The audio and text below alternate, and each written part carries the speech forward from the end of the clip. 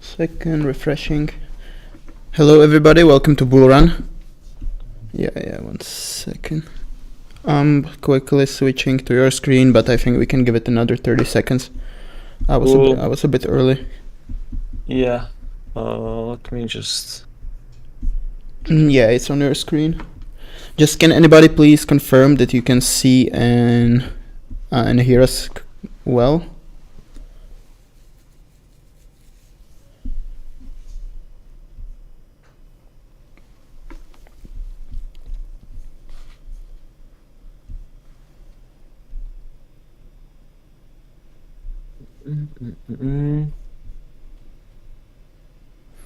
Yeah, thanks Delta. Yeah, I think we can slowly start. Okay, let me just post this. And okay, so hi everyone, welcome to the next stream. As always, it's Monday. Before we jump in, this stream is sponsored by CoinMarketMan. If you want to get the journal for Bybit, automated journal tracking all your things that you do, you can register with the link in the description. You'll make a new Bybit account with our affiliate link. We'll get a little bit of a kickback, and you won't have to be paying for the subscription. You will get this completely for free. So head over to the coinmarketman.com and see if you like it or not. Anyway, let me quickly talk about the BTC and ETH. As always, we are currently, let me just change the window real quick. Okay, so we are pushing a little bit higher on BTC today. I will start on the weekly. Basically, I posted this on Twitter yesterday. We had a inside week, which basically means that the weekly candle from the week just closed and traded throughout the whole week, basically within the range of the week before that. Means that kind of a compression and volatility. We are currently, as you can see, trading back above the prior week high. And why this is kind of important and nice pattern to see, because this is quite a popular thing that actually a lot of people are trading. If you are going to take a look at the chart from some previous weeks, we had a inside week right here in December 21, and you can see that these basically the weekly highs and weekly lows always act as kind of a strong levels. There is this kind of a common or like conventional wisdom about the inside weeks is that they are more of a breakout patterns, basically, or like a breakout ranges. Once we trade outside of one extreme of the inside week, we should be kind of trade the continuation. And as most of you probably know, that if something is kind of a common knowledge, it's very often working the opposite way. So how do I trade these? I don't have like a extremely systematic approach to these, but these are just kind of a levels of interest for me. You can see on BTC this is 21, this is in September, this is in December. For both of these cases, we traded towards the one extreme and then made the way to the another. You can see, wick to the lows, then kind of moved to the opposite side. Wick to the lows, moved to the opposite side. So coming to the kind of current weekly time frame, and I don't really want to overcomplicate things, especially since the volatility is quite low and the range is pretty tight. I'm just watching this 28.8 as the previous weekly high and see if we are going to accept above it or not. We might kind of take out this high at 29.2, trading into this kind of a level of supply we have here as well. But if I would want to be shorting this, I would wait for this to trade under 28.8 and targeting the opposite side of the inside week candle. On the long side, obviously, if we start to kind of accept above, if this was just really the bottom and we are going to continue towards, I think first of all, like my targets for the long side would be this high at 31.8. I would like to see this daily candle to close quite strong above 28 at least. and then make this kind of a similar pattern that you will see after this impulse. This is quite a messy. I don't really want to go back too much, but something like this basically, where you can, I didn't want to do this, but you can see that once markets are kind of in this very strong impulse moves, we slow up a little bit and form this kind of a very tight, SR range basically into like something like this. So strong close throughout the day, then a little bit of consolidation, and then just run of the kind of first local low, and continue higher. This would be something that I would be quite happy to buy. Because like I said, if we manage to go back under 28.8, I would be more lean towards the short side. And also the base, how this daily kind of looks, buying it anywhere in here or here with like a daily time frame perspective, or even H4, we had this kind of a grind up to the upside. We have very flat lows here as well from the weekend, or this is like Friday holiday, and then this is the weekend range basically. If you would just buy it here or buy it on like a first pullback, you have to use quite a wide stop, because this is, like I said, very flat kind of range. So yeah, looking at more of like a strength on continuation, but also watching the inside week scenario for rotation lower on BTC. So far, pushing higher, there is really no need or like no reason for me to look for shorts. Like I said, I would just let this unfold for a bit. So ETH, we had on a weekly, we closed under this kind of prior weekly swing point, basically closed at it, so it's not like a crazy sign of weakness. And last week we tested this level of weekly resistance on a daily. I was actually looking for ETH to move back into here. This is like 1955, into this kind of daily wick. Eventually even these highs at 2K. We came a little bit short of that, pulled back, and this is your very, very simple SR retest. So even though weekly closed quite bad, you still have a resistance, turning support here. So not really that many reasons to be bearish on ETH at the moment.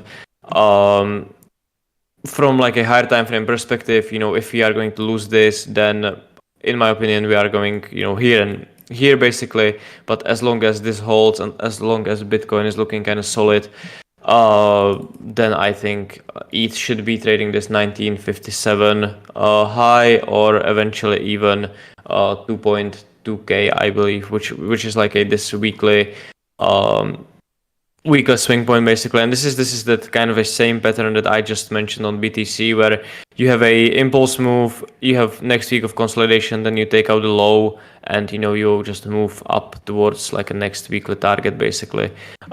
These happen quite often during like a strong moves, and obviously they don't really give much room and much chance to people to kind of jump in. I was looking at this, but I didn't get long ETH anywhere here, because we were leaving this kind of a triple bottom somewhere within this range. So yeah, this is not something that I was too happy to trade. So I'm not currently positioned in either BTC or ETH, but yeah, something I would be looking at if ETH remains to be strong is 1957 basically. Looking at ETH BTC though, I believe that longing Bitcoin is still kind of a better choice. We had a little bit of move to the upside, but there is this kind of a weekly supply area, this weekly kind of cluster area. We felt this little bit of a inefficiency on this kind of a strong down week. If you want to keep things like super simple, we have a support here, turn resistance. I'm not really kind of a confident that like a low of on ETH BTC is in.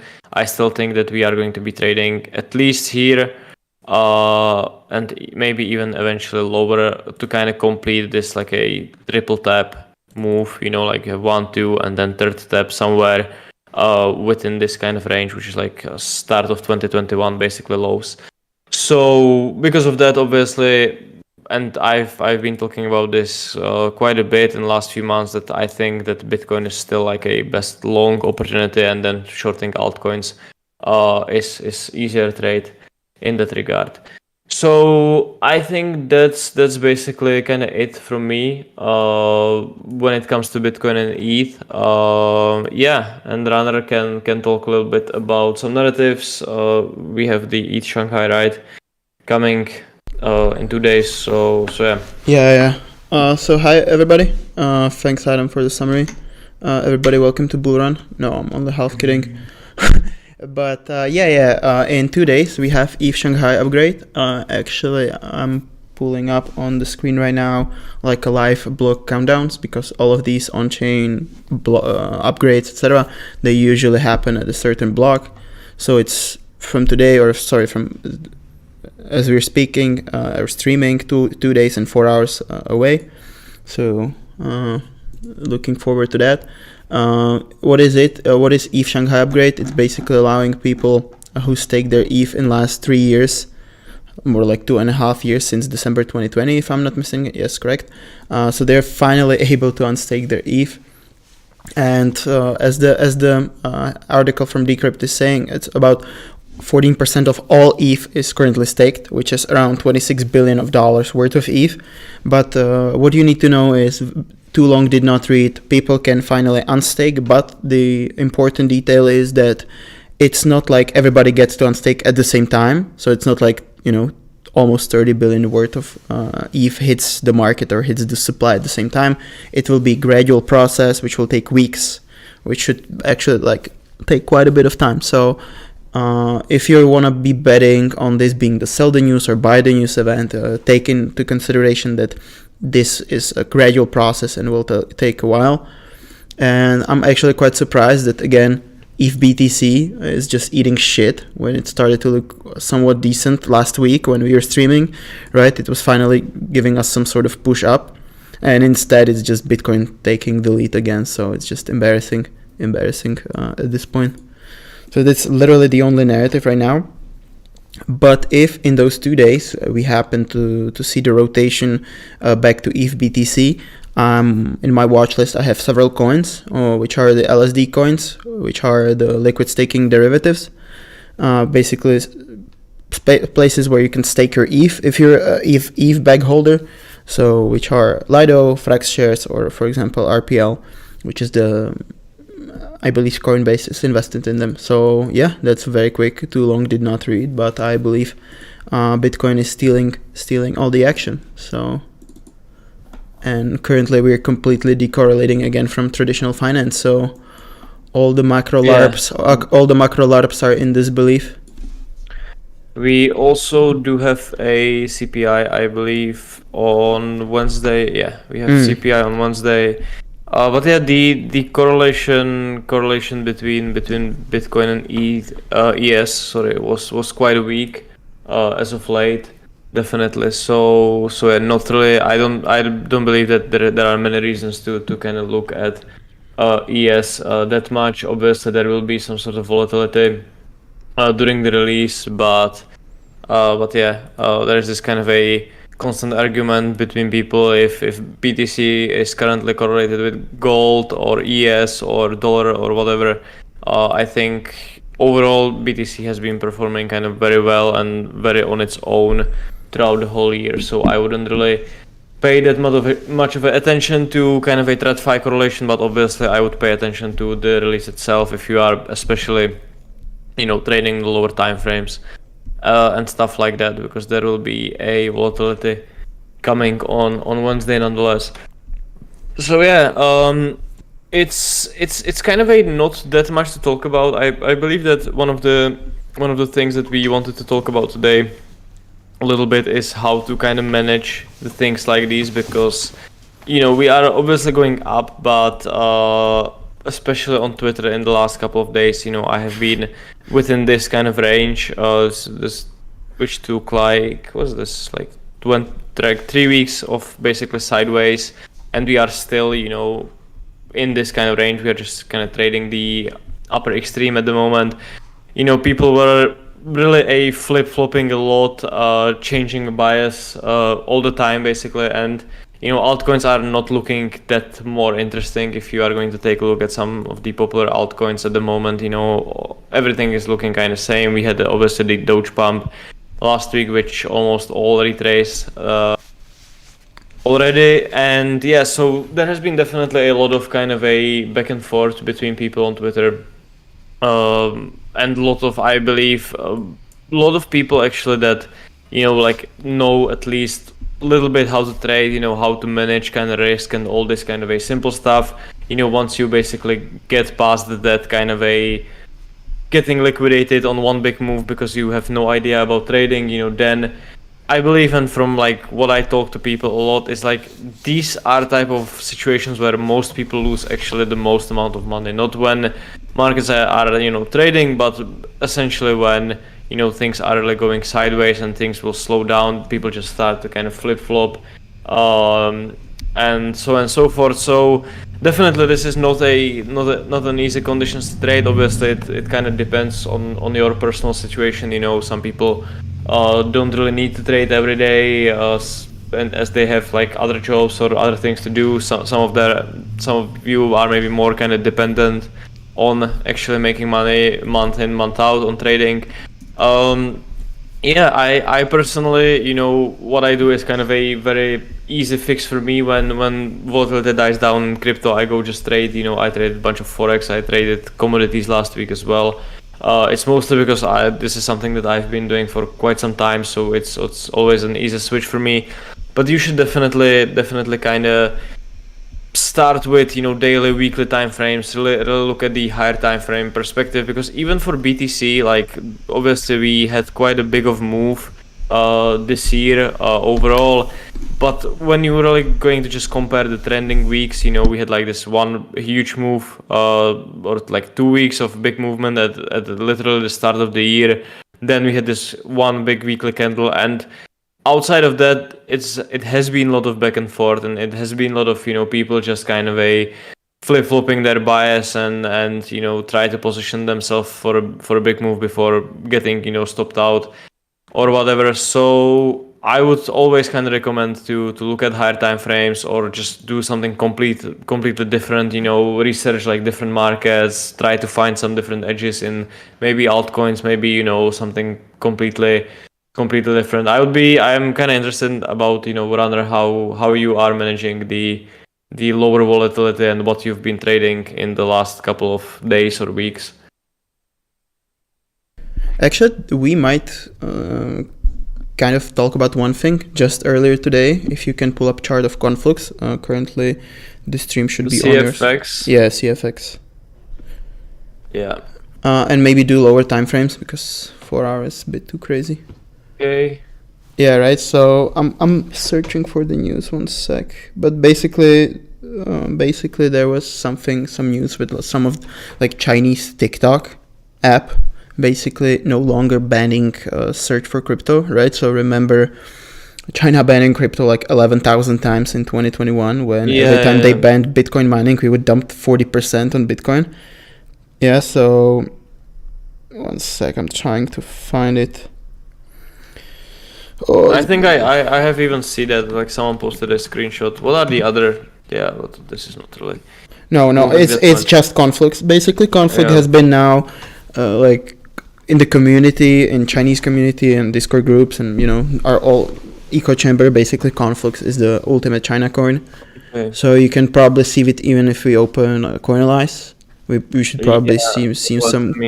Let me check. Let me switch this real quickly. There are, I believe, there are still a bunch of opportunities to trade. I will be talking. I wanted to show something. Let's take a look at this at first. Yeah, this has been kind of dead, just pumping at the news. I assume other than that, there was not really many things going on before that. As it seems, the open interest was kind of very flat. Yeah, I think on this is more of a maybe even my setup, so you have to go to 5 minutes. Okay.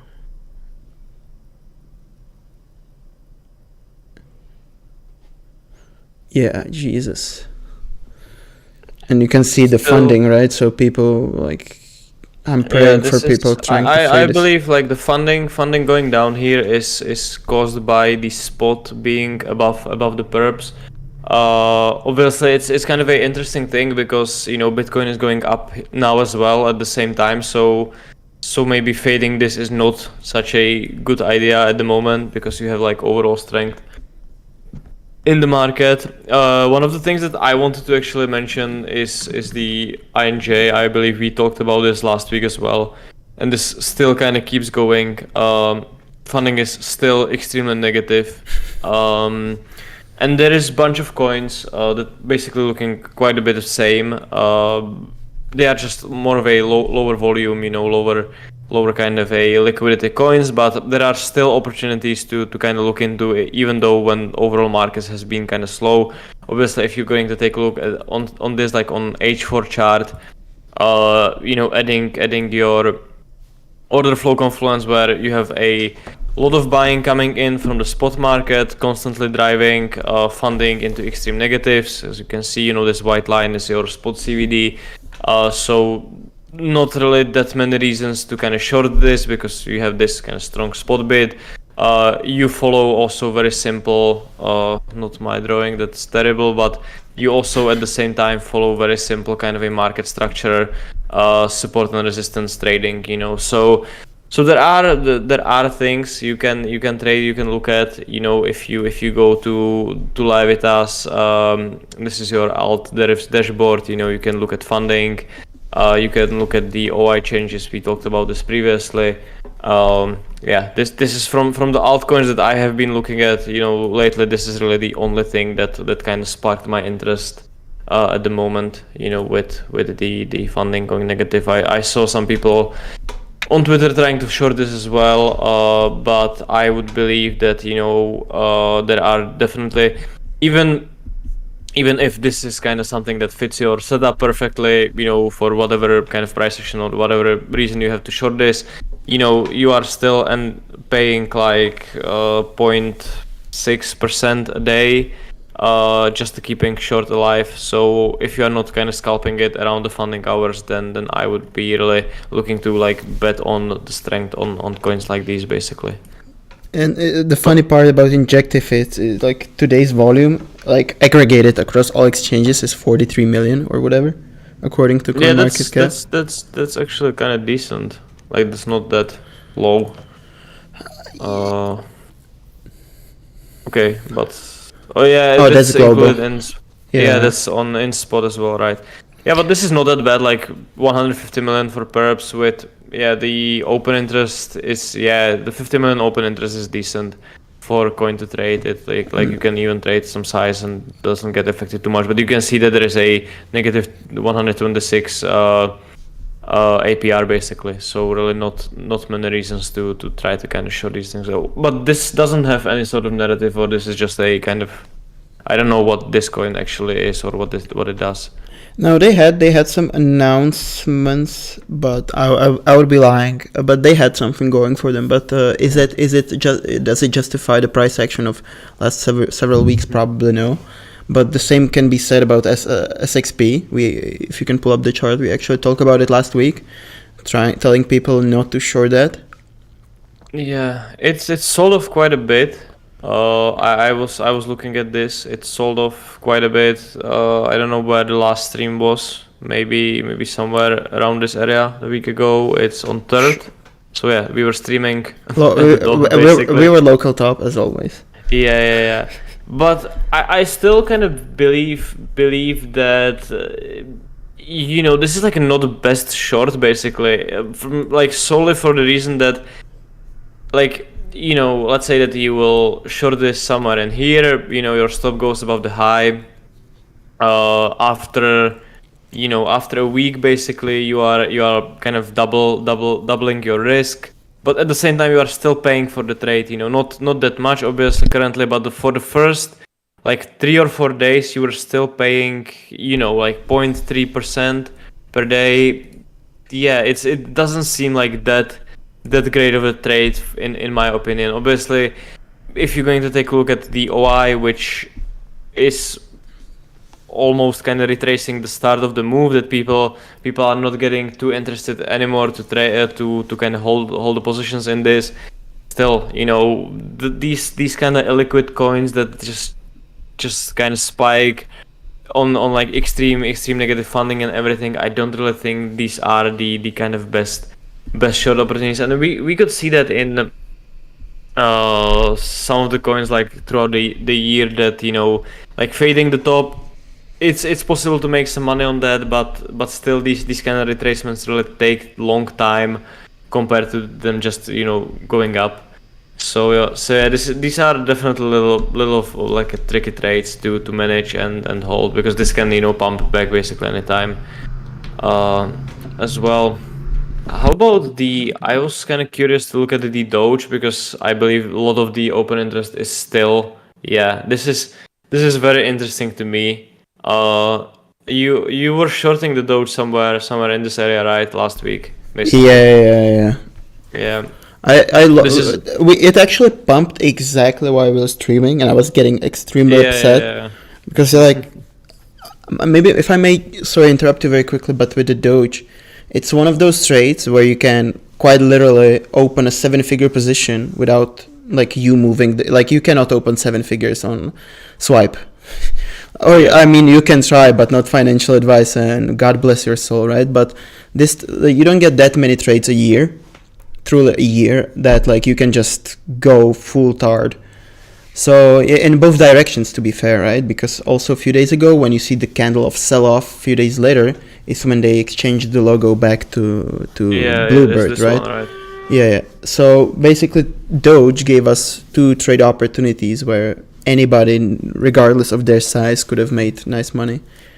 And it's the CVD here on the spot, and I think we both kind of posted on this on Twitter, when like a biggest increase of spot buying actually happened within this kind of move to the upside, which is kind of this typical, I mean like crypto, people seeing Doge logo on Twitter, going to Coinbase, buying spot, or going to Binance, buying spot, thinking that this is going back to 50 cents or whatever. So there was this very nice divergence in the spot CVD. But even the perp CVD, as you can see, the extreme increase. I think someone posted, if you're gonna take a look, this is like a biggest open interest increase since Elon bought Twitter, which is this move in October last year. And this positioning is still kind of sitting in that, people are not really closing those longs. So definitely I think this can still have a huge flush, especially if market start to be weak. Bitcoin doesn't really look that weak at the moment, but I believe that this is holding. One of the reasons why this is really holding quite well at the moment is because BTC is still kind of pushing to the new highs and still very strong. But if this would kind of turn, I think this would be a very nice kind of a swing trade, because you can see that even when when Elon bought Twitter, we ended up kind of retracing all of that open interest eventually. It took a couple of days, but then we didn't make a new low. But you can really do this, like instead of trading a price action, you can just kind of mark out the level where the open interest started to increase, and kind of if you position yourself to short. I'm not saying that shorting here is the best idea you can do, but if you end up sitting in a short and you have this kind of idea that there is so much positioning from buying that logo change, or if you manage to short somewhere in the upper side, I would really be waiting for this open interest to come back to like 2.8 billion from 4.8, so almost 100%, so 50% decrease basically. There's few things to consider with Doge. Is that Elon has been quite active on Twitter. If you go to his Twitter profile right now, well, I will just switch to your screen actually. Okay. Or you can switch to your screen. Yeah. I was never a fan of like trading Doge overall, or outside of like fading these moves, because obviously if you are holding a short position in these meme coins, like not only Doge but SHIB and some other coins as well, you are always kind of one tweet away from getting really squeezed quite bad. So yeah, that's definitely something you should consider. Yeah, I'm showing Twitter here of Elon. Just earlier today, he basically renamed to Hairy Balls. Like, I understand dad jokes, but yeah, why I'm saying this is on 420, which is a few days away. Yeah. Right. So I know a lot of people are waiting for 420, basically, for some sort of meme, some sort of announcement, anything, right? Anything to cling on as a future bag holder of Doge. But yeah, I mean, reality is, if you can literally backtest Elon's tweets about Doge or all these wicks you see on daily chart, every single one of them is Elon. They will retrace. Yeah, so it's Elon, and they will always kind of retrace. So doesn't matter how big the news, like so yeah, I mean, then you also see like there's awesome accounts on Twitter which I can recommend and quickly shill, like Luke on Chain. I hope I'm not logged in. It will not. Yeah. Oh, actually, yeah. So this account basically posted quite a bit, like during those 2 or 3 days during this run up in Doge, right? With the logo change. The two biggest holders of Doge sold like $120 million worth of Doge in those 2-3 days. So then you think like, I don't know. It's just a lot of shady shit. And I've seen. Yeah, it was a interesting move because we had that April 1st, just 2 days basically before that, and there was like a huge open interest increase, and like you mentioned, that it was mostly because people were anticipating, that Elon will tweet something, which kind of didn't happen. April Fools. April Fools. Yeah, April Fools. If you kind of take a look at my screen, or your screen, like no, I'm on yours. Yeah, like at the April 1st, we had that kind of a pump, just a little move to the upside, with kind of increase in open interest. So, but still it moved basically 15% higher. And if I will kind of zoom in on the open interest as well, there has been decent amount of buying, and like this is obviously the logo change. You retrace the move, but it's within this kind of area where these buyers seem like they are kind of defending it. You have like a simple price action setup here as well. You don't need to go all complicated. You have a resistance turning support, but you also have this kind of a order flow confirmation. A lot of this buying came from spot as well.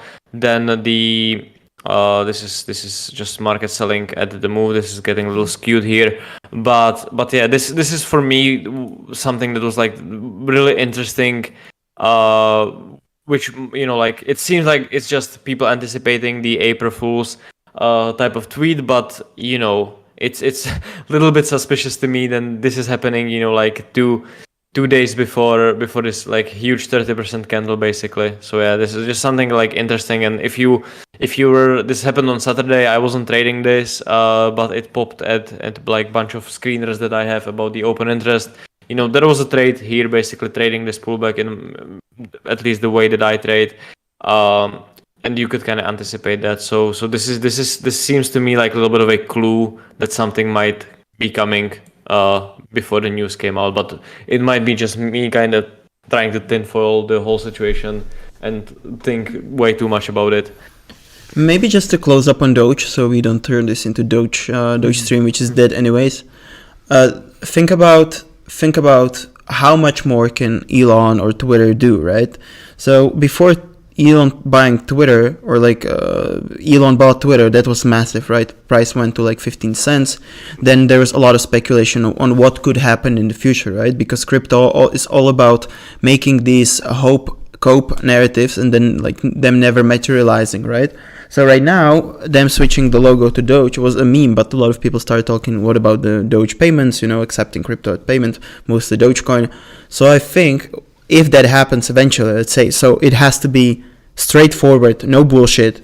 Like Twitter, you can now pay for Twitter Blue or whatever products they have or ads in Dogecoin. It will probably mega pump again. my guess is between 50 to 100% appreciation in price. Depending on Bitcoin, if you're dumping on Bitcoin, then the reaction will be muted. But that's probably the end. Like, I can literally see that as a complete end and death of Doge, in a way, short term, because like, what is next? How can you top it up? Basically, the previous. What I think about this is quite interesting is that obviously like Elon buying Twitter kind of a bigger deal than Elon changing the logo of Twitter for a couple of days. But the October is like deep into bear market. I believe that like retail participation in overall crypto, like in fall of this is like month before FTX, we were trading. If I'm gonna take a look at BTC, this was basically kind of dead, going sideways for 4 months. There was definitely not that many kind of a new retail traders, jumping in. Everything was kind of dead at the moment, and felt that at least. Comparing that to kind of where we are now, where BTC is up whatever percentage, like 70%, or at least something like that. From the lows, and the risk appetite being kind of much higher in my opinion, but then Doge only it pumped only like 30-40% basically in a day, and already retraced the whole thing. So this is definitely doesn't scream like a strength to me, and also I feel like it's like you mentioned, this is really getting kind of washed up, slowly but surely. Like how long you can kind of keep it up with just pumping on tweets. But yeah, definitely the Doge payments would be kind of a big thing for it, and the fact that people are still holding this, it's definitely an interesting chart. But like I said, focusing on BTC on the long side is in my opinion a little bit of a better idea than trying to like just gamble on Doge. Yeah, I agree. I wish there were like more current narratives we could talk about, but as we've said multiple times, the biggest narrative is Bitcoin price going up. Really, like yeah. I'm honestly kind of afraid that ETH Shanghai might be in a way forgotten. In a way, sort of more like like Frax shares you're showing like looks decent, right? But yeah, if you look at a Frax shares Bitcoin pair, how does it look then Yeah, and we talked about this before the stream. It looks dog shit. And like the thing with Frax, and I have been, because I don't trade. I hate trading Lido. I think Lido has the worst price action from all the coins that ever existed. It's really just like toxic flow. Every kind of breakout is getting retraced. It's really hard to trade, so I never trade Lido. And I was thinking about going long here, like the chart itself. Once again, you have a super simple SR, retraced that. We, on the H4 chart, we kind of traded under this local lows, shaking out some people that were buying in here. You are now obviously showing clear sign of strength, so I could see myself, and this is one of the setups that I have no problem taking, reclaim of this kind of a local level, targeting new highs, not doing something insane, basically. But I feel like with the ETH BTC and like really BTC running the show, like this seems like, even that you have this narrative or whatever, if Bitcoin is going to just sell off from here where it is now, like I don't really see this kind of a outperforming just by itself, based on how things were looking. I'm quite literally in the trade you just draw without the retest. So if you enter, it's over for both of us. Yeah. I don't think I will. But I think like I sometimes kind of overthink these things, and the way that I trade, for example, something like very simple price action patterns and stuff, I can basically trade this without any kind of confirmation, without any narratives or whatever, for how long I've been doing it. I know that there is a decent chance of just things working out. But yeah, I'm always kind of very iffy, where I just feel like, the basically the whole trade is just in hands of what Bitcoin is about to do next. Yeah. So that's And we talked about together about the Avalanche. They have some sort of event coming in like 4 days. There's some conference or whatever. Man, that looks horrible. Yeah, probably nothing too crazy, but even these kind of slightest things. And the huge pump here in AVAX was also on some news, right, during something. I if I remember this correctly, from January basically. So it's probably not a big deal, but still they can just announce something and it might be kind of worth a gamble. But yeah, the chart, it doesn't even look that great, and once again it always feels like it's just the BTC running the show. So yeah, I'm reading something on Twitter right now that people are having issues with the Bybit. So in the morning, Binance was having issues like with APIs or whatever. Now it's Bybit. So yeah, it's always the volatility kind of bringing the exchanges down. Nothing unusual really. Hopefully, it was down for 20 minutes or something. Like Bybit was down for 20 minutes. Really, Jesus, that's quite bad actually. Yeah, not great. Not great. I really wonder. It's so funny. Yeah. Yeah, go ahead. No, I mean like it's so funny with the crypto exchanges going down, and especially for me when I trade a bunch of TradFi and use like TradFi exchanges, and like there's an issue once in a year, maybe something happens. But with crypto, really, like just the smallest bunch of volatility, and stuff starts to go down. But hopefully, it's just a kind of exchange error, and there is nothing to worry about in regards of like privacy and stuff like that. That would be quite bad. When exchange actually works, they're using customer funds, so you cannot really choose these days. Someone is asking about funding rates. To explain them. Yeah, in like a super quick explanation of funding rates is just if funding is positive, it means that you pay being in long position. If funding is negative, you pay being in short position, and funding is only the relationship between spot and perp. So if spot is above if the perp is above the spot price, then funding is positive. It's kind of it should like incentivize the people to kind of move this relationship between perps and spot close together. I mean, a lot of people think that negative and positive funding is just more people longing or shorting, but it's not true, especially on altcoins. Like on BTC, if you have like the bottom we made. Why this moved here? Like the bottom we made on BTC with heavily negative funding. That's definitely something to pay attention to. And there are some situations when like funding moving to one direction. You should be watching the predicted funding on Coinalyze, not just the funding rate.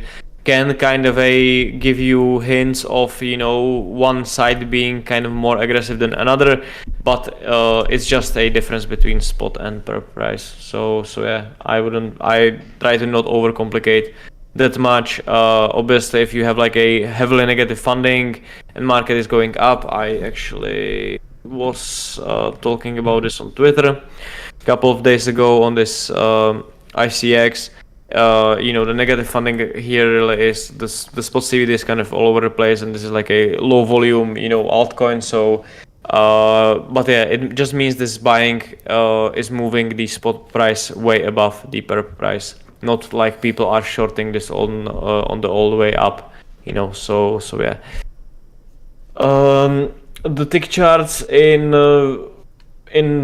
terminal, like tick chart is, if you have a 1,000 tick chart, it just means that it will print the candle for every 1,000 trades that are executed. It's just a option to use outside of like a time-based time frames. It's a day trading thing or a scalping thing even. I used to use, when I was day trading, I used to use tick charts. I like them more than like 1 minute chart, but yeah, it's It's good because when you are looking at 1 minute time frame, and nothing is going on, and you are day trading, market is just really going sideways, and the candles are all kind of fucked up and just very flat and everything.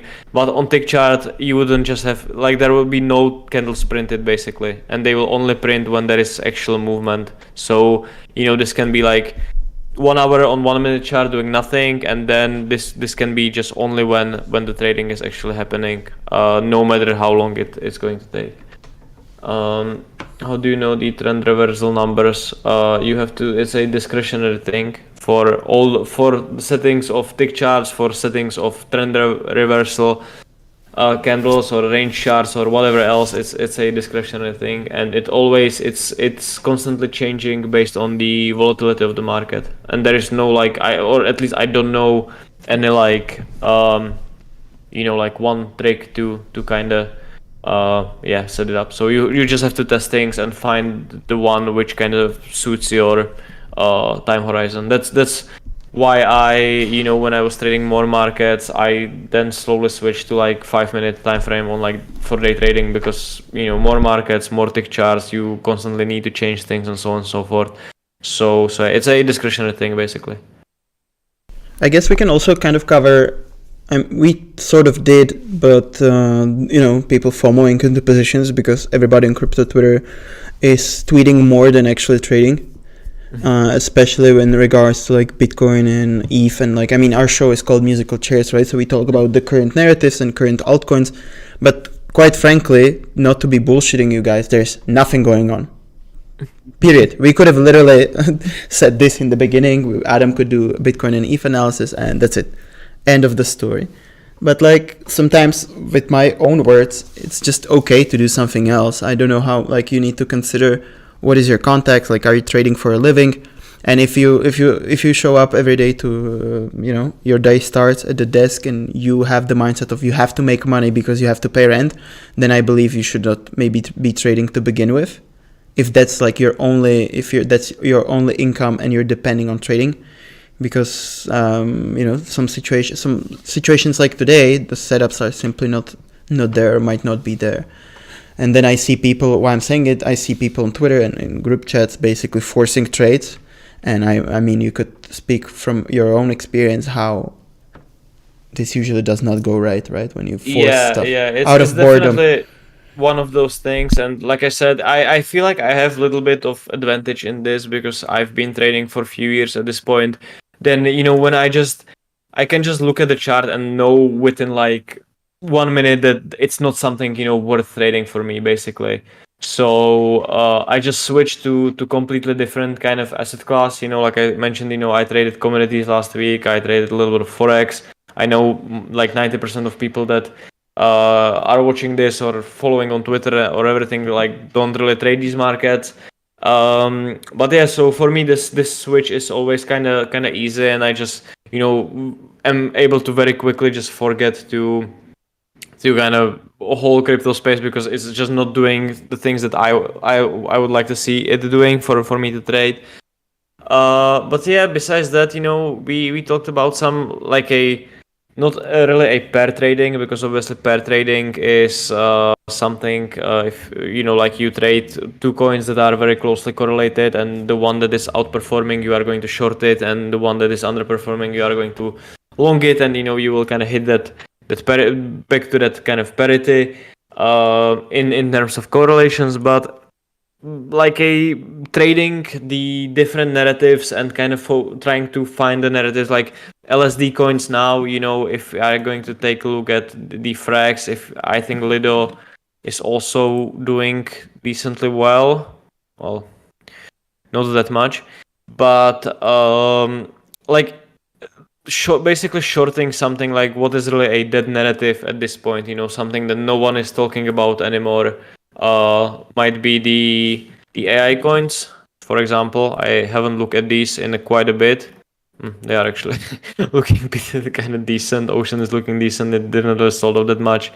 Basically trying to kind of come up with the new ideas how you can kind of approach things when the volatility is on a lower side of things. and obviously like the most complicated way of doing it is trading volatility in options. I know that's like topic for a long time, and I don't feel like I'm the best person to talk about that in the first place. But yeah, definitely the simplest thing you can do really is just taking a step back, looking at the daily or weekly chart, marking out like a key levels, setting alerts, and just being patient. And like Runner said, if you really have to trade every month and like your whole income depends on that's kind of a not the best spot to be in the first place. So yeah. Someone asked the open interest on BTC skyrocketing. Also, how to choose coins from Levitas.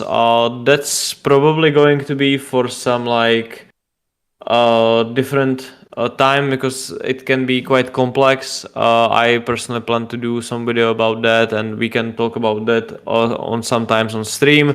But this altcoin perpetual swap derivatives dashboard is going to be your best friend when it comes to finding a coins to trade. Open interest on BTC now is still pushing up. Yeah, it's still pushing up with the highs.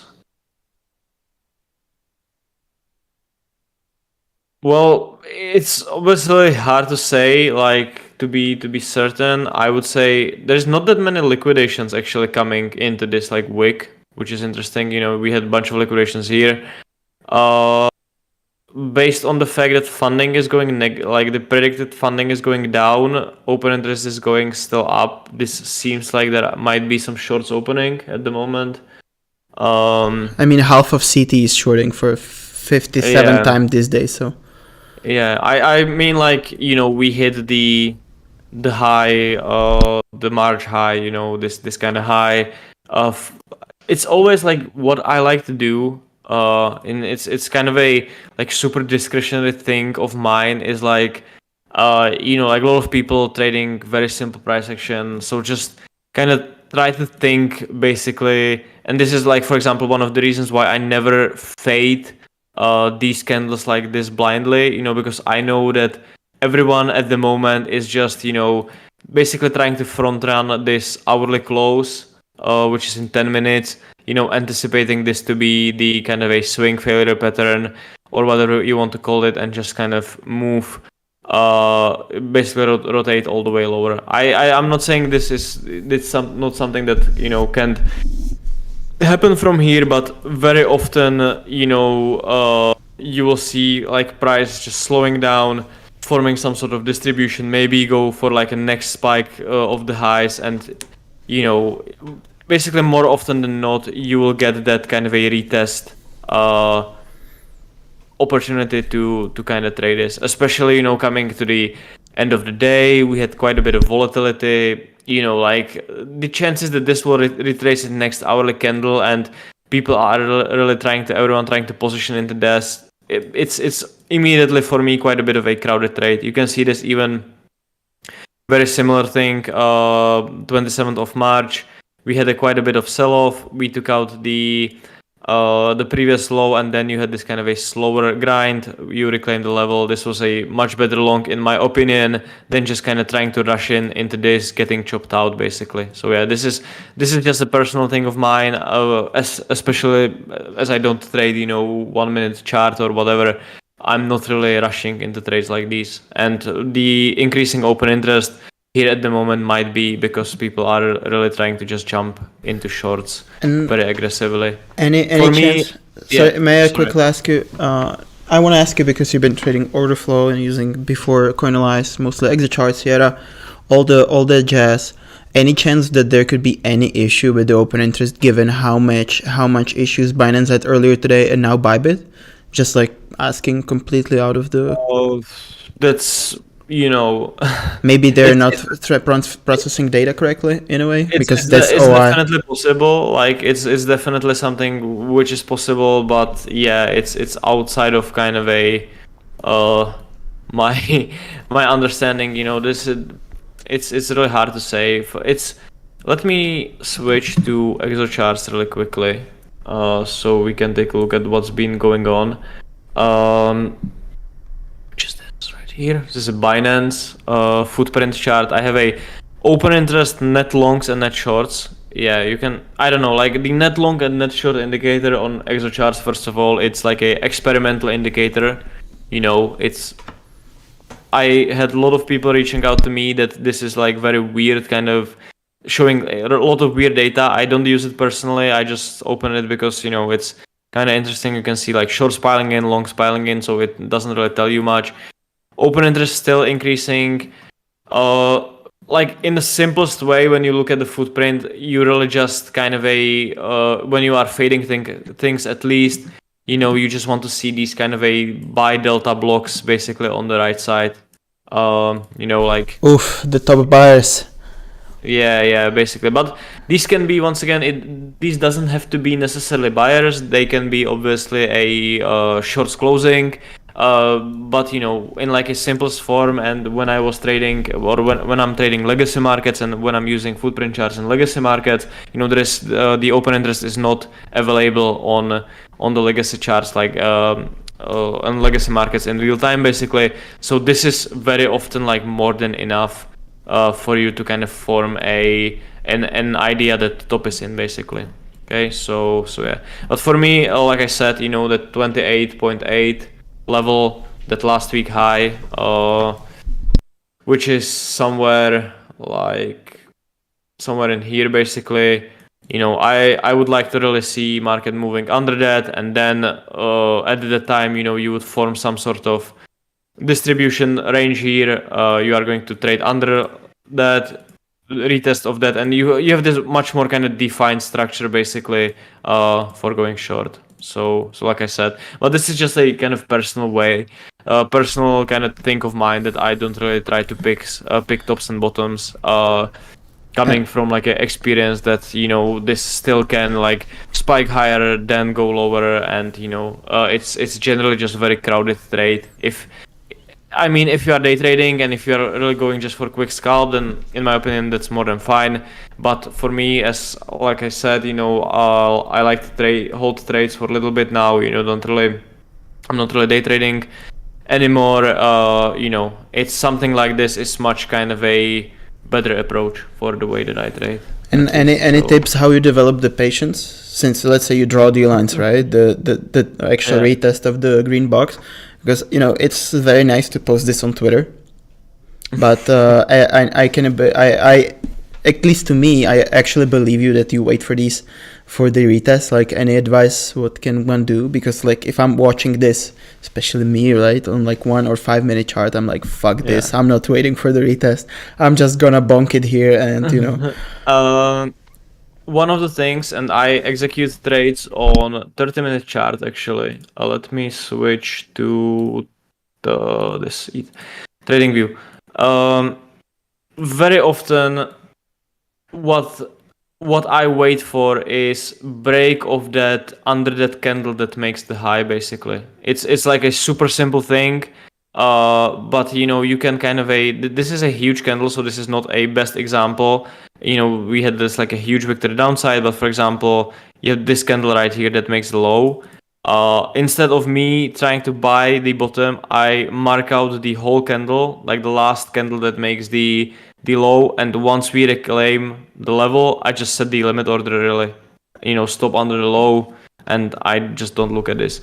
Like, nice. The way that I trade at the moment, the way that I swing trade at the moment is really coming from like a daily and weekly time frame, and this is something actually like it's pretty interesting in my opinion, because obviously like a lot of people are day trading, and a lot of people like obviously flip-flopping and losing a bunch of money, and the swing trading has been always kind of a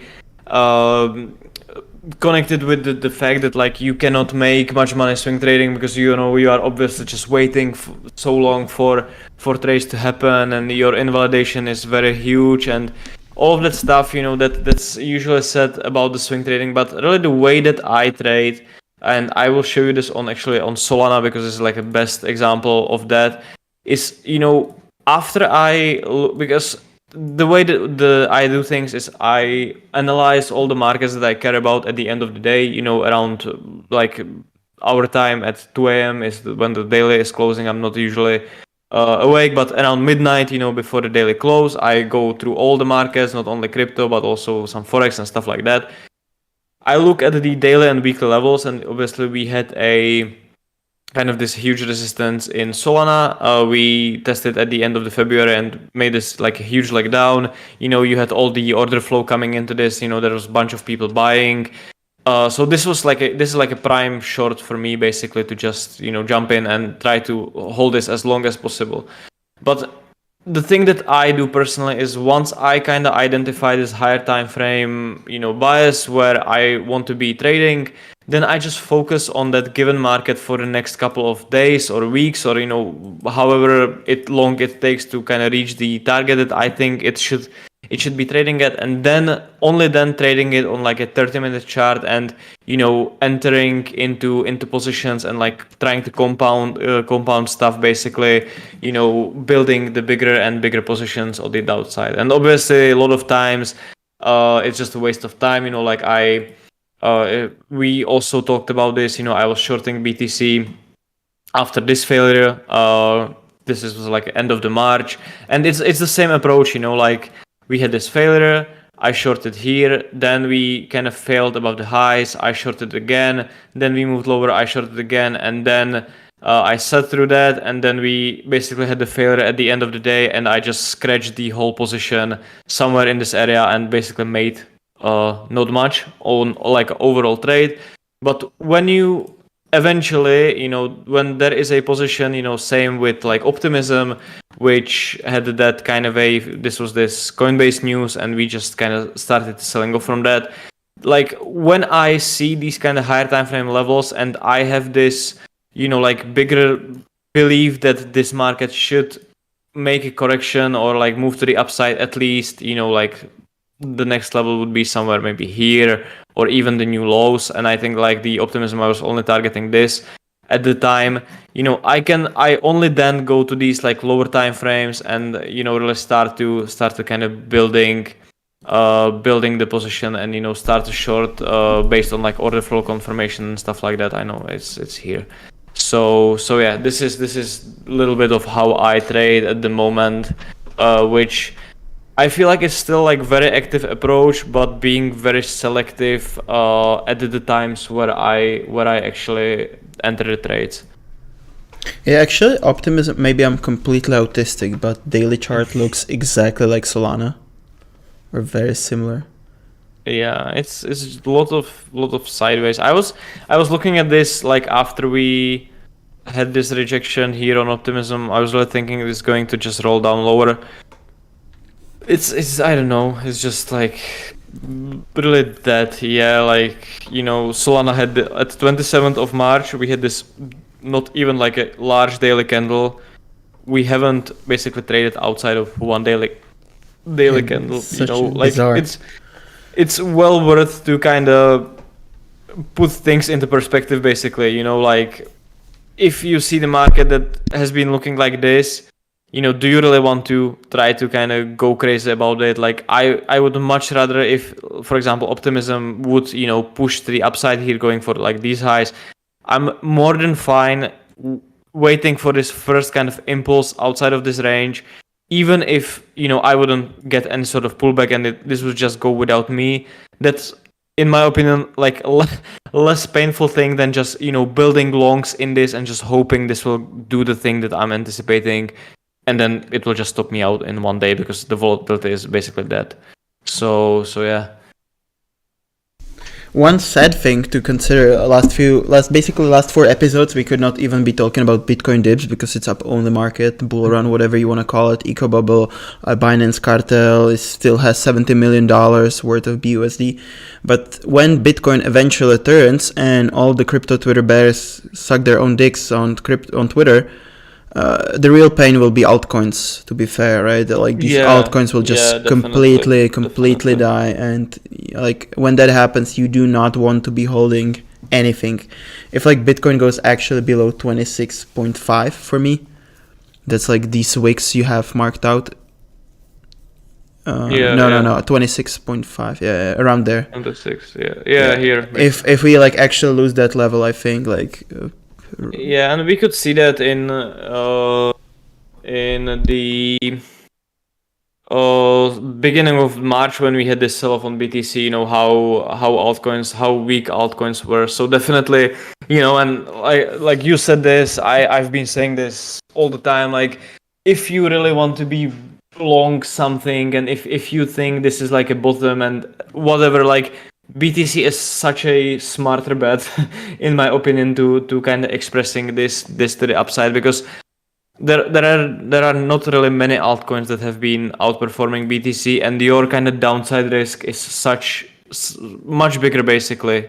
With ETH BTC looking like shit still, like, if you want to long this, if you want to short altcoins, basically. But yeah, this is still looking decent. You have this kind of a lack of follow through. Is this thing I talked about? Like, this is the candle at the moment on the 30-minute chart that made this high. We are still trading. We didn't even take a low of that candle. So for me, this is not reason to go short. And as someone mentioned from the chat, open interest and rising, people are trying to front run this hourly close, already kind of sweating, basically. It happened already, right? Like, it's... Yeah, hourly already closed. We had this failure, like, obviously this is still kind of a failure above the previous resistance, but this is not breaking anything. Like, man, this sounds like cope. Like, people betting on this being failure. Come on, like, stop. Yeah, get some help. Obviously, like, how these kind of failures happen, at like key highs and lows, like, you will like almost always have a wick towards the previous resistance, because like people have stops there, people close their positions. So there is always this kind of a resistance to that candle, which will, and to be fair, like, using something like candle closes is like completely, I don't want to say random thing. I know like a lot of people are super into like how daily will close, how weekly will close. It's like I can change this chart to 55-minute and it might close above the level. It's like not nothing that too important, basically. So yeah, you will always have this kind of a bounce back, basically, from like any kind of key level, this is like a yearly high, right? If I'm not mistaken, yeah, there's like a high of the year which we just broke. So definitely, much worth to kind of wait for any like real weakness than just trying to fade this blindly. And like I said, and people that shorted the hourly close with the stop above the high, this doesn't look too well. Sebastian, short-term bullish. But also, sorry, you're reading questions. Sorry, my bad. Someone is just asking about the scalping. Well, I was never really good at scalping in the first place, but yeah, like the scalps, you really want to just try really, like, for scalps. I think let me actually just narrow this kind of high, which is like this level right here. Then you go to 1 minute chart. Like when it comes to scalping, like being aggressive and shorting in this area is like not a bad idea, because you are obviously holding the trade only for like few minutes. So that's a completely different approach, basically. Like, it's really a different type of things to scalp and to look to like position yourself for the next couple of days, basically. Like my idea, like how I would be looking at this, is that like shorting under this weekly, the previous week high, if we manage to go there, at that point I'm quite certain that high of the week is in. We should rotate all the way lower. It's like super different thing than just I'm not going to short here and anticipate that this is the high of the week. It's I don't know, it's a little hard to explain. It's obviously there's like quite a bit of discretion in this and a little bit of experience watching this stuff happening, but yeah, if you are scalping, you want to be entering as close as your invalidation as possible, or as kind of as close as that kind of extreme as possible. If you want to hold things for a bit, you really want to see that kind of a failure. You want to see those sellers, stepping in, giving you much more confidence that this is something you can basically hold for a couple of days. So yeah. And maybe on the scalping side, because that's something I've been doing quite a bit, why not scalp altcoins? When you consider the classic issues that traders actually face, which is like fees, funding, not funding with scalps, but you know what I mean. So like if you're trading, for example, something we've been teaching quite a bit, both of us, order flow and liquidations, right? So like your moves basically with the Bitcoin on 1 minute chart, these VIX are usually liquidations, right? Like there's something happening, but on altcoins, these moves give you much bigger percentage moves. So I believe if you want to practice, you can just try scalping something like Conflux today, basically the cool coin of the day, and just go from there. I'm not sure if stream is lagging. I hope not. There might be a little bit of delay. Like 6 seconds. But I don't think it should lag that much. Hopefully. So yeah. Like definitely. What Runner just said is kind of valid thing. I would be a little bit against it, especially for like a newer people. If you get stuck in even ETH and BTC, it's still crypto. It's still like super volatile. It's still super thin. But it still can be a little more forgiving than, trading something like this, basically, which just can, teleport against you basically within one candle. So, I mean, yeah, scalping altcoins is definitely fine. Picking up the altcoins that are hot during the day is definitely fine, but you need to be like even more careful compared to scalping Bitcoin and ETH, based on how much these things can move. I guess it's still good because even in early days you want to be like actually practicing risk management and non-martingaling, coming from someone who literally started that way, martingaling. Mm-hmm. So it works until it doesn't, especially if you're short something like SXP, for example, or something that or Injective, you name it. We have these coins all year long, right? Like you're shorting this on 1 minute and not applying risk management. Rest in peace, Bozo. You cannot sleep, you lose sleep over these trades. So I agree that this is much more difficult, but if I may give advice, be strict with yourself, and be honest with yourself. If you're wrong, you're wrong, meaning you should have a stop loss or use hard stops, like whatever you gonna do, but you should always know where you're wrong and learn it, because unironically I think it took me how many stop loss had basically got hit before I became okay with it. I don't know if it makes sense. Maybe I don't know if you experienced it. You might not remember after the years, but like I had to start to learn how to lose, and I got comfortable with it. Like it happens, and make sure that one loss does not wipe your months of trading well, because of you were too egoistic to admit that you're wrong. Yeah, and also, with all the order flow and all the kind of complicated stuff, especially, how I trade and how I've been trading, like the simple things are always going to work, like simple support and resistance, horizontal, even like diagonal lines.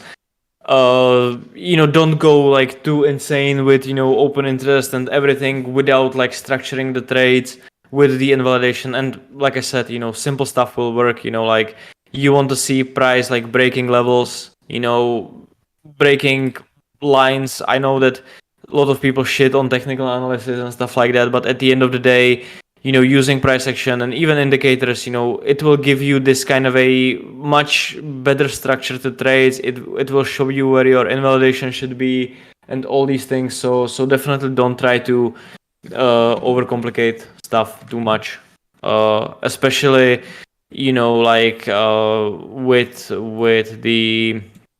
with scalping when there is a lot of decisions that need to be made very quickly. Ape looking interesting. Look at the funding of Ape. Basically, ever since this coin exists, it's always negative. It's because I don't know why it's always staking. Negative. Yeah, it's staking. Staking So, of the NFTs. yeah. Also, yeah, that's also one of the things when it comes to like order flow in altcoins is like sometimes you need to try to little understand that how these coins work. Like this, for example, is the best example. Like when funding is always negative, it automatically makes it not that such a good trade. Basically, I remember like Luke's, which was this NFT platform, used to have very same thing when funding was always negative. So yeah, And I think maybe just to yeah. add, for that reason, like Adam is often laughing at me, and I know why, but it's sometimes good to know these narratives or the context, right? So why is the coin always negative funding? Is it something like Injective or SXP that people are just trying to short parabolic, or is it because of some different market dynamic? So if you have time and you have time to do the research, then I think it adds up and it gives you edge to adapt to stuff in real time. Like, for example, I've said this many times before in the stream, but if you have any sort of Binance FUD and you have CZ, the CEO, just tweeting number 4 like a donkey, you can go and long GMX or DYDX often, not every time. But you basically, when you do this sort of research and trying to find these correlations or relationships, you will often find, this is not even edge, this is simply experience, right?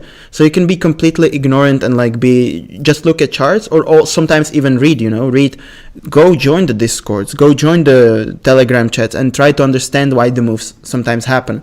Because looking at chart, it might not make sense. So if you want to have some actual edge and not copy trade your favorite crypto influencer, then I highly recommend, if you have the luxury of having the time, I highly recommend being productive in terms of research and researching what's going to happen. I feel like when with altcoins, like it's so many coins you can trade, and I always like when personally, and I'm like a least educated person in crypto space, which considering how long I've been kind of active in crypto and everything, I still know very little things about actual like fundamentals and stuff. But I always try to kind of when I want to long any type of coin, like find, it might sound a little silly, but like find a reason why you should long this instead of Bitcoin or ETH, at the time basically. And it's either like a fundamental reason, fundamental quote unquote, where there is some sort of narrative for the coin, or you have some sort of like a derivative. Data, like the huge squeezes, huge spot buying or stuff like that. But based on, how many things you can trade and based on, how correlated these things are overall, you should always be kind of asking yourself, like, is this really a better trade than just, going long BTC or going long ETH eventually? Because I still believe this, that like, no matter how good the narrative is, if Bitcoin is going to dump 10% in a day, that the altcoin, is going to do like 3 times that basically. So I pulled up my screen for a sec. I might give a recommendation to anybody maybe interested in doing some own research. This website is good enough. It's not something. This is not like some extra alpha, but Coin Market Calendar. It's a good enough resource for you to be looking what's actually happening. If I may give some advice or tips, filter coins to like top 100 or top 300. I personally participate in Chain GPT Mexico listing, for example. Oh man, you're also shilling MXC. I'm kidding. Top ambassador. So go for like top 100 coins, because I personally, I can only trade Binance futures. So what am I gonna do with Rockets being listed on tier 11 exchange, right? So I just go for top 100, and then I can read what type of news are important. I can tell you right now, panels on conferences are not that much, and you can simply judge the news by yourself. Like, this will develop with time. There is no like blueprint to it, but yeah, and obviously you want to be looking as much ahead as to the future as possible. Like, you want to know what's happening in 3 months before all of Twitter talks about it, basically, if that makes sense. So yeah, it's like a very quick tip. So yeah, it's been over an hour at this point. I think we can we can call it a day. We covered some things at least, considering not that many things are happening with altcoins. BTC Still chatting. still moving. Frax Yeah, shares so- looking decent actually, man. So I'm gonna Yeah. hold my long, and you guys pray for me so I can finally pay rent. Yeah, so yeah, I would really focus with altcoins at this point, Frax, Lido. Even though, like I said, the Lido is terrible thing to trade, I will never touch that coin again. But you do you. Obviously, we have the ETH thing in 2 days. But yeah, that being said, I still feel like Bitcoin is really running the show here. ETH BTC is still weak. BTC is still the best performing from everything basically. Even like it's up, shit ton on a year. There might be some coins obviously that are up more, but if you compare the liquidity and volume and everything, it's still much smarter thing to just go for Bitcoin. I don't think this will change anytime soon, in my opinion at least. So yeah. Thanks everyone for joining in. Make sure that if you want to use the CoinMarketMan, you can make a account with the link in the description. We get obviously money from you, but you will get the access to the journal for free. So that's kind of a nice. Okay, thank you everyone for joining in, and we will be back next Monday. Thank you guys, and please also leave a like, should help algos, and cheers Scalo if you're the real one. No clue how to verify right now, but hey, have a great day, have a great week,